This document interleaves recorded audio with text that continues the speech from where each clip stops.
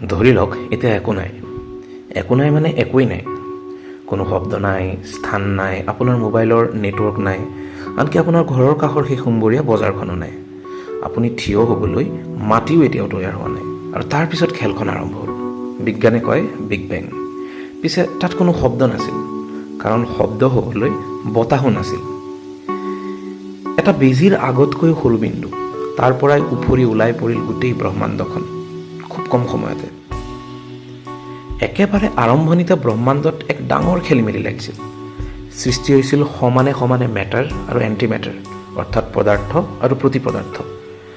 ধৰি লওক সোণেশ্বৰ গুণেশ্বৰৰ মাজৰ কাজিয়া, ইটোৱে সিটোক লগ পালে দুয়ো ধ্বংস। ব্ৰহ্মাণ্ডখন 1 ছেকেণ্ডত শেষ হৈ গ'লহেঁতেন। কিন্তু কিবা এটা অলৌকিক কাৰণত পদাৰ্থ জিকি গ'ল। প্ৰতি 100 কোটি কণাৰ যুদ্ধত এটা পদাৰ্থৰ কণিকা বাচি গ'ল, মাত্ৰ এটা।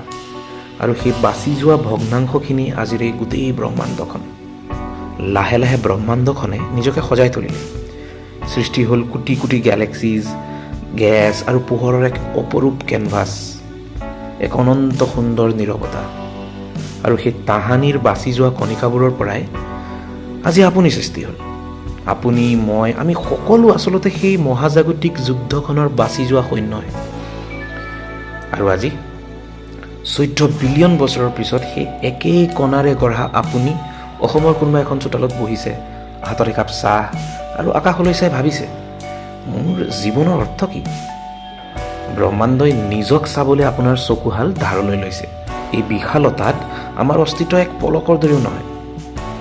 আমাৰ দুখবোৰ সৰু, অহংকাৰবোৰ অৰ্থহীন, কিন্তু এই খন্তেকীয়া জীৱনটোৱে আটাইতকৈ ধুনীয়া এটা কবিতা। গতিকে বেছি চিন্তা নকৰিব, চাহকাপ ঠাণ্ডা হ'বলৈ নিদিব, পঢ়া মাৰক আৰু তৰাবোৰলৈ চাই কওক, বাহ, খেলখন কিন্তু বেছ জমিছে।